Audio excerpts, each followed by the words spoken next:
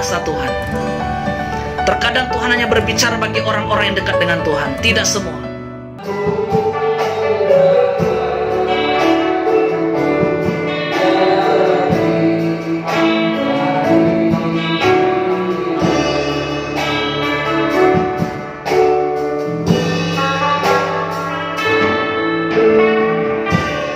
Sebagaimana dari tema yang kita dapat dalam kitab Matius pasal 1 ayat yang ke-23 berbicara tentang kata Immanuel.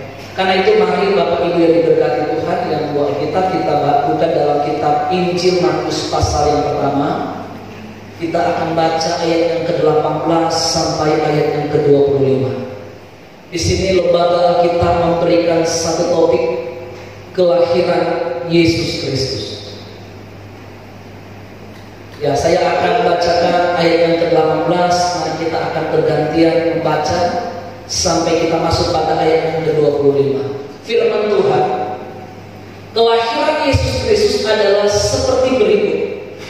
Pada waktu Maria ibunya bertunangan dengan Yusuf, ternyata ia mengandung dari Roh Kudus sebelum mereka hidup sebagai suami istri. Tetapi ketika ia mempertimbangkan maksud itu, malaikat Tuhan nampak kepadanya dalam mimpi dan berkata, Yusuf anak Daud, janganlah engkau takut mengambil Maria sebagai istrimu, sebab anak yang di dalam kandungannya adalah dari Roh Kudus.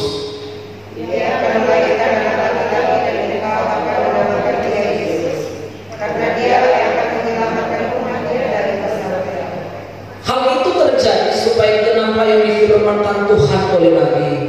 Sesungguhnya anak itu akan mengandung dan bersama dengan dan mereka akan menamakan dia Immanuel, yang berarti Allah bersama. Sesudah bangun dari tidurnya, Yusuf berbuat seperti yang diperintahkan malaikat Tuhan itu kepadanya. Ia mengambil Maria sebagai istrinya. Tetapi tidak bersetubuh dengan dia sampai ia melahirkan anaknya laki-laki, dan Yusuf menamakan dia Yesus. Oke, puji Tuhan dan semua berkati kita dalam pembacaan Injil Matius pasal yang pertama, ya, ayat yang ke-18 sampai ayat yang ke-25.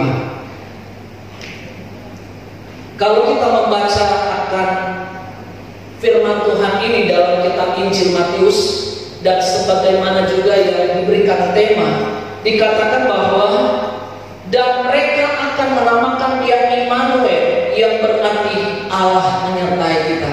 Dan ini merupakan salah satu tema yang diangkat untuk tahun ini, di mana Allah menyertai kita. Kata bahasa yang digunakan dalam bahasa Immanuel ini sebenarnya sudah 2 kali disebutkan dalam Perjanjian Lama. Tetapi dalam Perjanjian Baru baru pertama kali disebutkan di dalam kitab Matius pasal pertama ayat 23. Tapi dalam Perjanjian Lama penyebutan kata Immanuel ini sudah diungkapkan, bahkan sudah dinubuatkan oleh Nabi Yesaya di dalam kitab Yesaya pasal yang ke-7.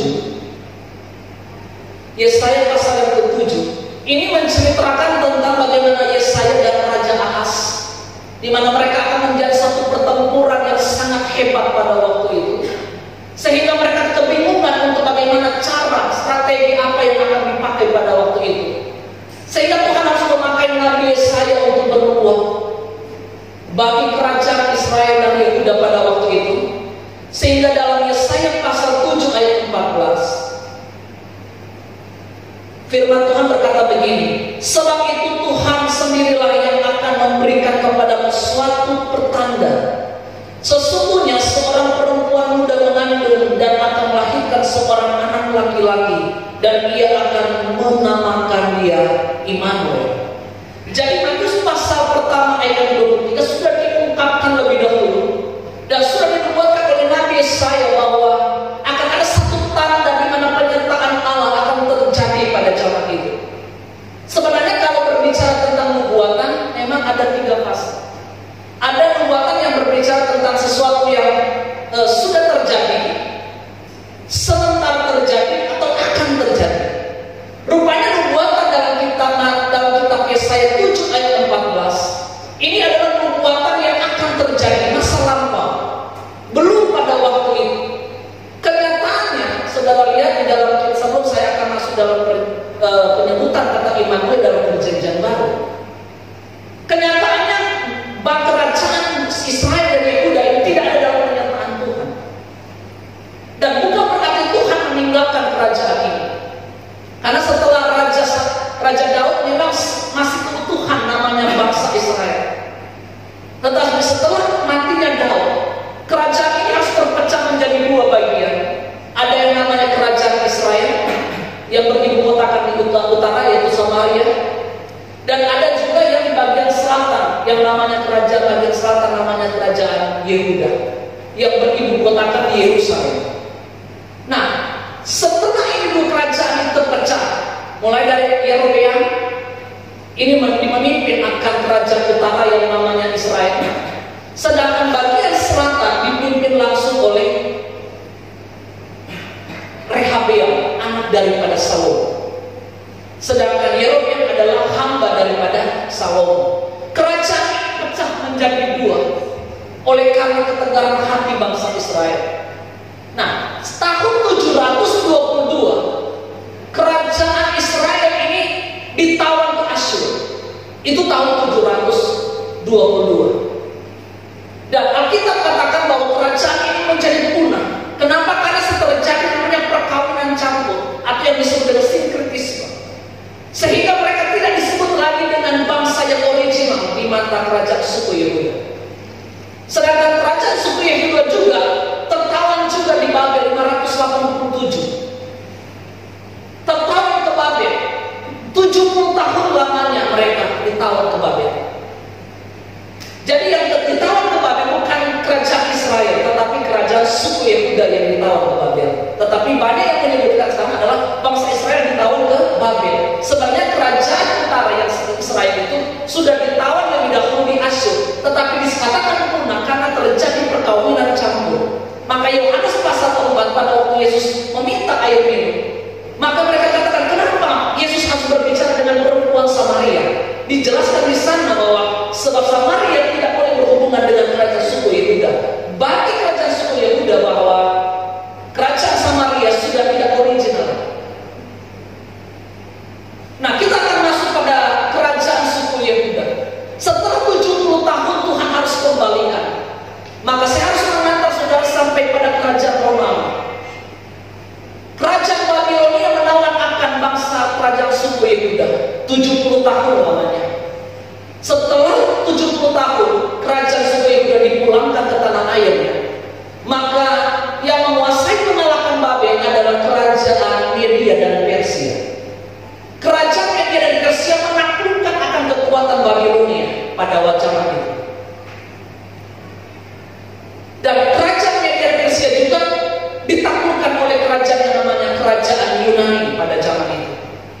Setelah kerajaan Yunani dikalahkan juga oleh bangsa yang lain, namanya ada kerajaan Syria. Setelah kerajaan Syria menaklukkan atau menaklukkan akan kerajaan suku Yehuda, maka kerajaan suku Yehuda harus membuat satu kekuatan baru, satu kerajaan lagi yang muncul menguasai kerajaan suku Yehuda, namanya kerajaan Romawi. Makanya pada zaman Matius ini kekuasaan kerajaan suku Yehuda ada dalam pemerintahan kerajaan Romawi. Raja Herodes. Dan imam besar yang ada di sini adalah Hanas dan Kayafas. Nah, disinilah kekuatan itu baru terjadi. Padahal penyebutan kata Immanuel ini sudah terjadi dari kitab Yesaya pasal 7 ayat 14. Tetapi penggenapan kata Yesaya ini nanti dinubuatkan dan tergenapi pada zaman kerajaan Romawi menguasai kerajaan suku Israel atau suku Yehuda. Agak jauh sekali. Dan Alkitab sini dikatakan sesungguhnya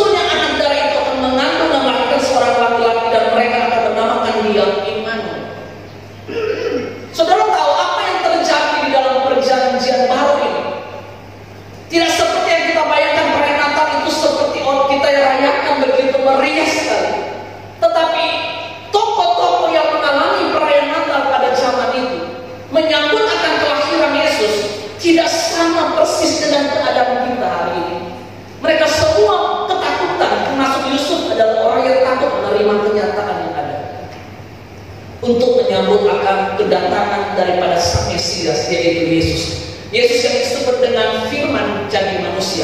Hebatnya perjanjian baru ada pada firman berinkarnasi menjadi manusia.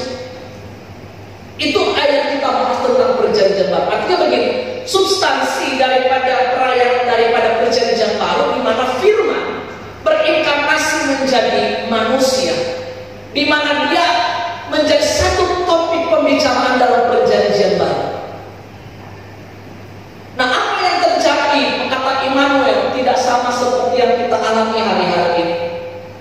Immanuel kayak sepertinya kita berpikir bahwa Allah menyertai kita.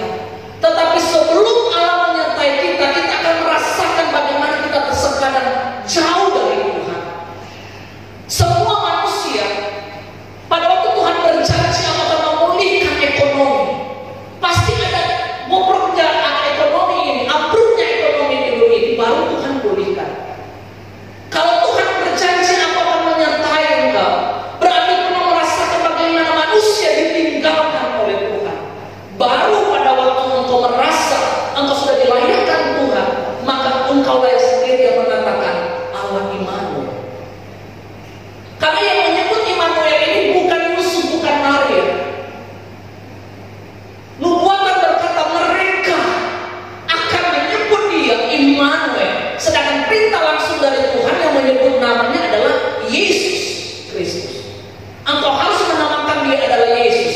Tetapi bagi orang lain yang merasakan kemurahan Tuhan, pembelaan Tuhan, maka mereka akan mengatakan dia adalah Immanuel, artinya Allah selalu menyertai dia. Manusia pernah mengalami yang namanya ditinggalkan oleh Allah, dan itu jelas sekali. Termasuk Yesus pada waktu hidup sebagai manusia 100%. Dia pernah mengalami bagaimana dia terpisah dengan Allah.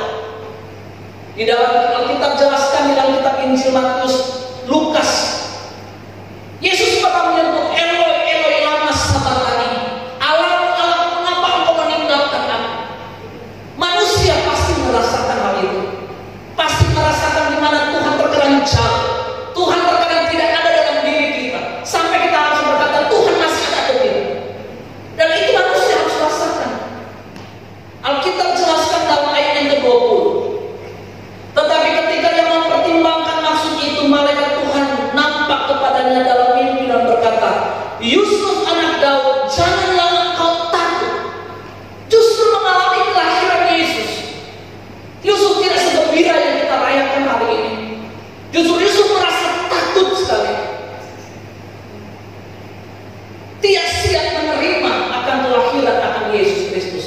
Pada zaman, atau kita berbicara zaman sekarang, kalau kita akan mendapatkan anak, pasti persiapan itu sudah luar biasa. Tetapi Yusuf tidak, Yusuf takut pada zaman itu. Bahkan gembala-gembala yang mendapatkan kunjungan Tuhan, informasi di mana Yesus telah lahir, maka malaikat langsung berkata, jangan takut, sebab aku memberitakan kesukaan yang besar bagi seluruh bangsa. Semua ketakutan pada zaman itu.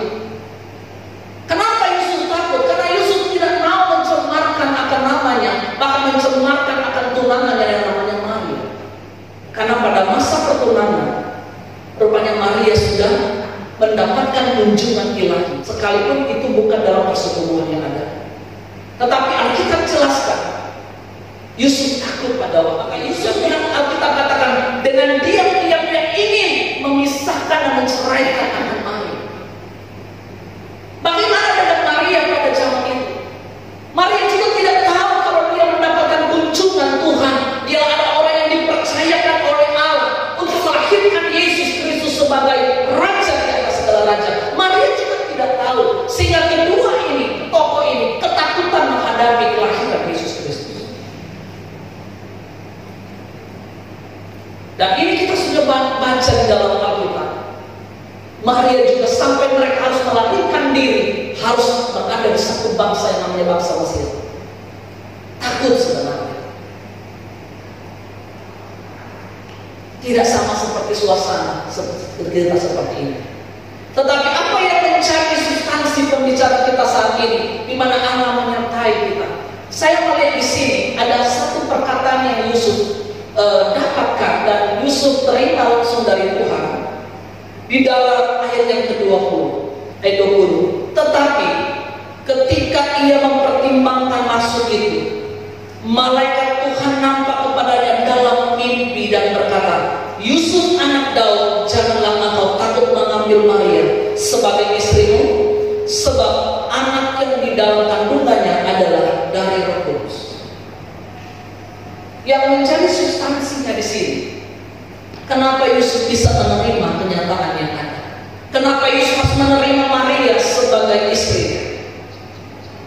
Karena dia mendapat pesan langsung dari Tuhan. Alkitab katakan di sini bahwa dia mempertimbangkan maksud kemana Tuhan nampak kepadanya dalam mimpi. Berarti ini bukan orang sembarangan. Mimpi bagi kita semua ini hanya sebagai salah satu bunga tidur saja. Tetapi bagi orang yang dekat dengan Tuhan, itu akan disebut dengan karunia mimpi. Bukankah dalam tokoh-tokoh dalam Alkitab banyak kali dikaruniakan mimpi, termasuk Yusuf, termasuk Daniel mengartikan mimpi. Dan memang mimpi kita anggap sepertinya ini hanya sebagai bunga tidur.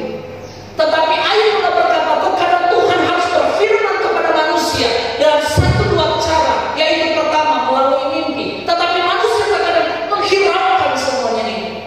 Tetapi bagi Yusuf mengambil momen penting bahwa mimpi adalah bagian daripada karunia. Dalam Kisah pasal 2 bisa dijelaskan 37 dan 38, generasi ke depan aku akan memakai mereka dengan karunia mimpi. Nah, Yusuf menangkap momen ini. Hanya bermodalkan mimpi, Yusuf berani mengambil resiko, mengambil Maria sebagai istrinya, sekalipun dalam suasana yang tidak harus dia terima kenyataan seperti ini. Kenapa dia harus terima kenyataan ini? Rupanya saya percaya Yusuf ini bukan orang sembarangan. Yusuf ini adalah orang yang dekat sekali dengan Tuhan. Orang ini memiliki satu keintiman yang berbeda dengan manusia yang lain. Hanya orang-orang eksekutifnya Tuhan yang bisa menangkap pesan Tuhan seperti ini. Kita memang manusia biasa, tetapi yang membuat kita luar biasa apabila kita dekat dengan Tuhan. Yang membuat kita dikatakan rupa dan gambar Tuhan apabila kita memang pas seperti yang Tuhan inginkan. Dalam kitab Mazmur 34 dikatakan Tuhan bergaul karib dengan orang-orang yang dikasihinya.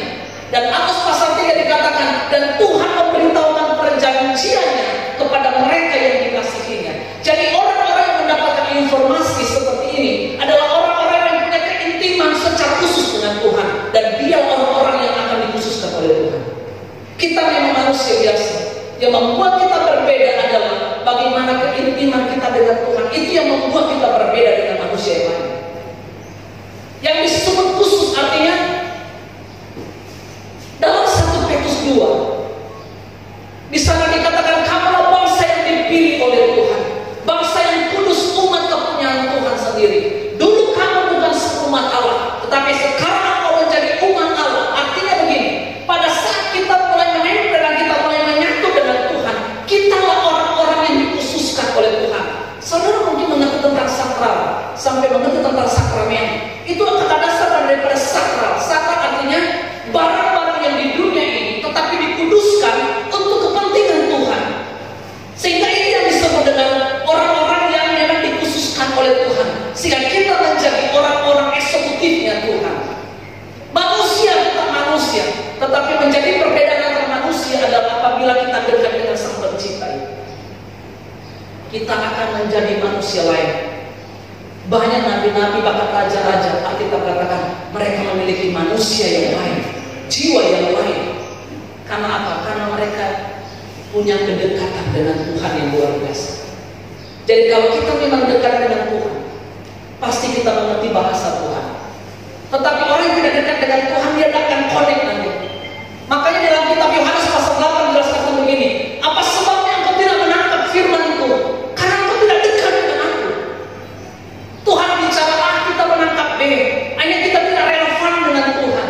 Akhirnya bertabrakan dan konsep berpikir. Terkadang kita berpikir bahwa Allah itu terlalu jauh. Terbenarnya dalam kitab Yesaya 59 ayat 1-2 yang merupakan pemisah antara kita dengan Tuhan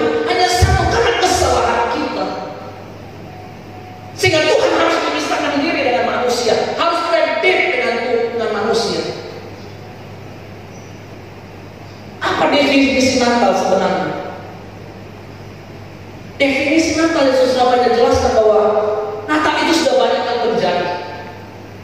Natal adalah Raja meninggalkan surga untuk mencari umatnya. Dan itu pernah Tuhan lakukan di Taman Eden.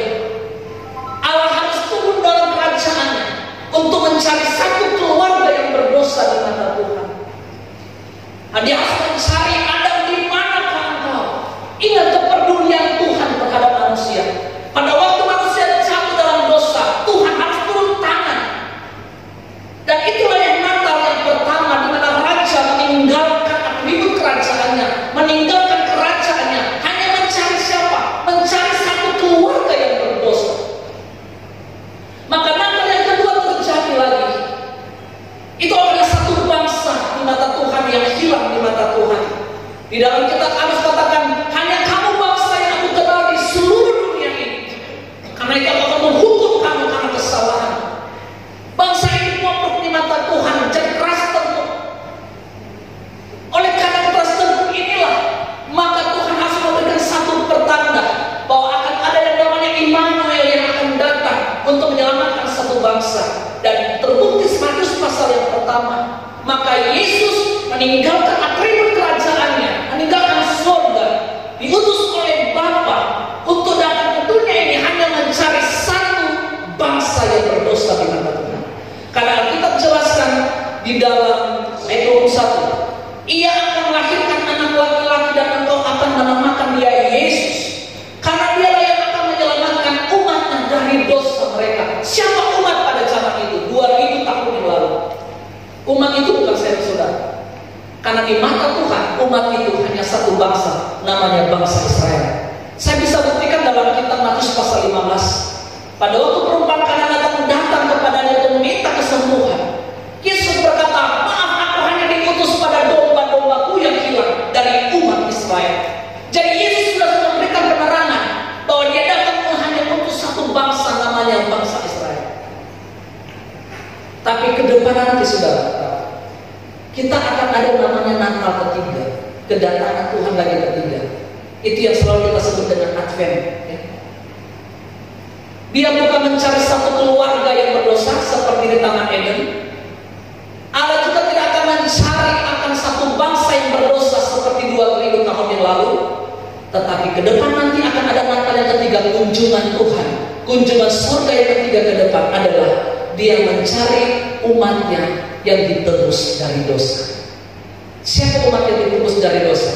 Dialah orang-orang yang dimaksud eksekutifnya Tuhan, orang-orang pentingnya Tuhan, hanya umat-umat ketebusannya. Dalam Matius pasal 25 sudah dijelaskan, ada perempuan yang bijaksana, ada perempuan yang bodoh. Dan disinilah yang Tuhan akan tunggu nanti di fase yang ke depan. Entahkah kita akan mencapai hal itu, tetapi biasanya kita terkadang di dekat-dekat ini mungkin kita hanya menikmati hanya pada ajal kita yang akan dikunjungi oleh Tuhan. Kunjungan Tuhan ada dua. Ada juga kunjungan secara pribadi, ada kunjungan secara global. Nanti ke depan yang disebut dengan era akhir zaman ini. Nah, inilah orang-orang yang akan dipersiapkan oleh Tuhan. Siapa Yusuf? Dia manusia biasa, tetapi dia terlalu percaya yang namanya mimpi. Hanya karena mimpi dia mempercayai akan Tuhan. Berarti orang ini bukan orang sembarangan. Berarti orang ini adalah orang terlalu percaya akan Tuhan. Terlalu percaya. Dengan kata terlalu berani mempercayai Tuhan. Dan orang-orang yang berani inilah yang dibutuhkan Tuhan di era gerakan yang disebut dengan akhir zaman ini. Orang yang berani ambil resiko untuk siap menghadapi kenyataan untuk bersama dengan Tuhan. Nah, Natal sebenarnya adalah kunjungan Tuhan. Sampai pada waktu kunjungan Tuhan kita dapatkan, maka kita akan menikmati sebagai tema yang dikatakan, dan mereka akan menamakan dia Immanuel, artinya Allah menyertai kita. Saya bisa memberikan satu kesimpulan, berarti Immanuel, Allah beserta kita, itu tidak semua orang. Hanya orang-orang eksekutifnya Tuhan, hanya orang-orang yang dikhususkan oleh Tuhan. Dan Paulus menerjemahkan itu dalam 1 Korintus 3:16. Dia katakan Allah yang kita sembah bukan hanya Allah Immanuel,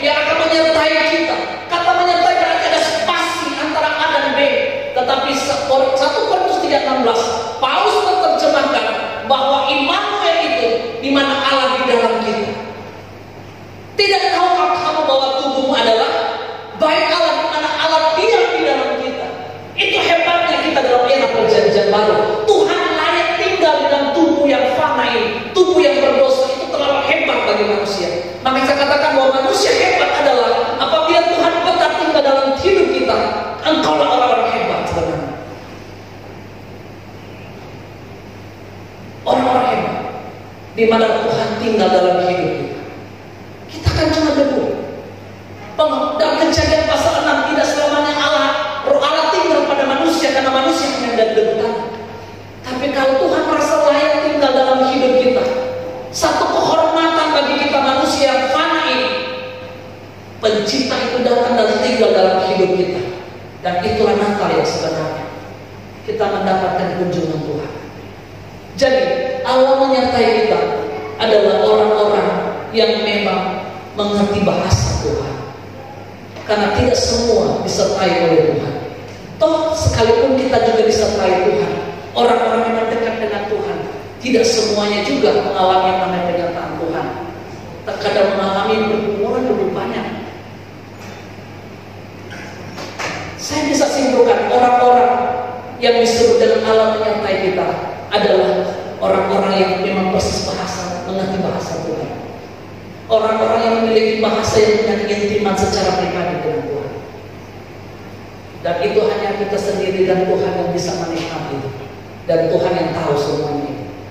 Dari tata bahasa yang kita dapat bahwa Immanuel, Allah beserta kita, adalah orang-orang yang memang mengerti dan berjalan bersama-sama dengan Tuhan. Karena kalau kita berjalan dengan Tuhan, maka saya percaya mungkin kita bukan berarti tidak akan mengalami tantangan masalah ujian, tetapi tetap ada penyertaan Tuhan dalam hidup kita. Tetap ada jalan keluar. Alkitab katakan pada saat engkau dicobai, maka Allah akan memberikan engkau kekuatan. Jadi makna Natal dari sini yang diangkat dan diberikan tema di mana Allah menyertai kita, maka akan memberikan satu dorongan bagi kita bahwa jadilah orang-orang kepercayaan Tuhan. Orang percaya Tuhan itu mudah. Semua orang bisa percaya Tuhan, tetapi tidak semua orang itu menjadi orang kepercayaan Tuhan. Kalau berbicara tentang orang Kristen, percaya Tuhan semua 100% pasti mengatakan percaya Tuhan. Tetapi ingat, perbedaannya adalah kalau kita menjadi orang kepercayaan Tuhan, itu yang menjadi perbedaan. Abraham bukan hanya percaya Tuhan, sampai Tuhan katakan Bapak orang beriman, Bapak orang percaya. Tetapi Abraham adalah orang yang terlalu berani mempercayai Tuhan sampai dia harus menyerahkan anaknya. Anaknya ditunggu-tunggu berapa tahun, tetapi pada waktu Tuhan memberikannya, Tuhan memintanya kembali. Abraham berikan anak itu, Abraham menyerahkannya. Ini bukan penyerangan, tetapi anak yang akan dibantai oleh Tuhan untuk menjadi korban bakaran. Jadi Abraham bukan cuma sekedar orang yang percaya Tuhan, tetapi orang yang rela berkorban untuk Tuhan dan orang yang terlalu berani mempercayai Tuhan. Saya percaya orang-orang seperti inilah, kita orang Kristen seperti inilah yang mempunyai prinsip apabila kita belajar mempercayai Tuhan, maka engkau yang menikmati Natal itu. Kunjungan Tuhan dalam hidupmu, kunjungan Tuhan dalam keluarga. Karena Natal ini akan membawa satu kebenaran bagi kita semua.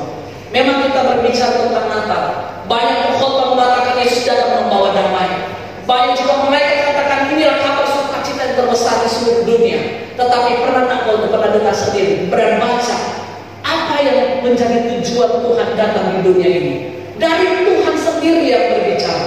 Kalau pengkhotbah kita selalu dengar Yesus datang membawa damai, ya iya memang benar karena dalam kitab Lukas. Kalau juga malaikat berkata ada musuh besar Yesus datang membawa damai, ya iya memang benar karena memang itulah berita yang pertama. Tetapi pernah tak dengar cerita langsung dari Yesus sendiri, apa sih tujuan Yesus harus lakukan di dunia ini? Yohanes pasal 18 ayat yang ke-37. Firman Tuhan berkata begini, maka kata Pilatus kepadanya, jadi engkau adalah raja? Jawab Yesus, engkau mengatakan bahwa aku adalah raja. Dengan kata bahasa ini, untuk itulah aku lahir, dan untuk itulah aku datang ke dunia ini, supaya aku memberikan kesaksian tentang kebenaran. Setiap orang yang berasal dari kebenaran pasti mendengarkan aku. Jadi di sini ini tujuan Yesus katakan sendiri, bahwa tujuan aku lahir hanya menyatakan kebenaran, supaya manusia hiduplah di dalam kebenaran. Orang yang hidup di dalam kebenaran berarti dia ada bersama-sama dengan Tuhan. Inilah substansi Natal, bahwa kita ada dalam kebenaran. Terang sudah ada dalam dunia ini dalam kitab Yohanes pasal 9. Terang sudah ada dalam dunia ini, tetapi dalam Yohanes 3:19, tetapi manusia masih lebih menyukai kegelapan daripada terang. Tetapi itu adalah keputusan manusia sendiri. Tetapi Tuhan datang dalam kitab Yohanes pasal 4, pasal 9. Yesus datang sebagai terang dunia. Tetapi Yohanes pasal yang ketiga 19, manusia lebih menyukai kegelapan daripada terang. Karena itulah Yesus harus datang menyatakan kebenaran. Ini loh kebenaran yang sesungguhnya, dan inilah tujuan aku lahir, supaya aku menyertai engkau mulai sekarang sampai selama-lamanya. Sampai kapan? Sampai ajal menjemput kita. Kita disertai terus oleh Tuhan. Maka kita layak menikmati Natal. Natal adalah kunjungan Tuhan dalam hidup kita, ya. Karena Natal ini berbicara tentang kepedulian Allah terhadap manusia. Natal adalah kepedulian Allah terhadap manusia. Justru pada saat kita bobrok sekalipun, disitulah kunjungan Tuhan datang bagi saya dan saudara. Karena Tuhan ingin merevisi kembali, merestorasi kembali, memperbaiki kembali. Kenapa? Karena kita manusia ciptaannya. Tuhan merubah kembali cara berpikir kita, cara bertindak kita. Tuhan akan merubah. Tujuannya apa? Supaya manusia kembali kepada satu gambar dengan Allah, serupa dan gambarnya Tuhan. Dan inilah makna Natal, pesan Natal bagi kita bersama dengan DP3 Kota Bitung. Biarlah ini menjadi satu pegangan bagi kita, supaya perayaan Natal ke depan nanti jadilah orang-orang eksekutifnya Tuhan, orang-orang kepercayaan Tuhan yang akan tetap siap menjaga nama Tuhan di dalam hati kita semua. Memang bukan hal yang gampang, tetapi saya percaya bersama dengan Tuhan pasti kita melakukan sesuatu yang hebat, yang luar biasa. Inilah makna daripada Allah menyertai kita. Kalau saudara pernah merasa Allah menyertai kita, tunggulah, pasti Tuhan akan menyertai kita. Tidak mungkin Allah menyertai kita kalau tanpa kita merasa kita pernah jauh dengan Tuhan. Hanya orang-orang yang pernah merasa jauh dengan Tuhan, yang tidak layak dan mereka akan mencari Tuhan. Disitulah Allah berkata, aku akan menyertai engkau. Yesaya akan dikatakan bahwa dari jauh aku melihat engkau dan aku akan melanjutkan kasih setiaku kepadamu. Dan itulah orang-orang yang menjadi pernyataan Tuhan, tetapi orang-orang eksekutif yang sudah dikhususkan Tuhan. Tuhan Yesus memberkati kita semua. Mari kita berdiri semua, kita angkat satu pujian, sembah dan puji Dia.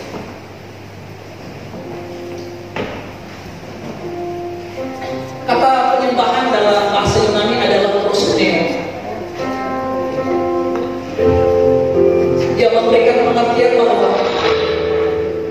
menundukkan manusia kepada otoritas yang tertinggi namanya Tuhan. Dan yang kedua, pengertian daripada penyembahan adalah kita akan memberikan nilai tinggi kepada Sang Pencipta kita ini.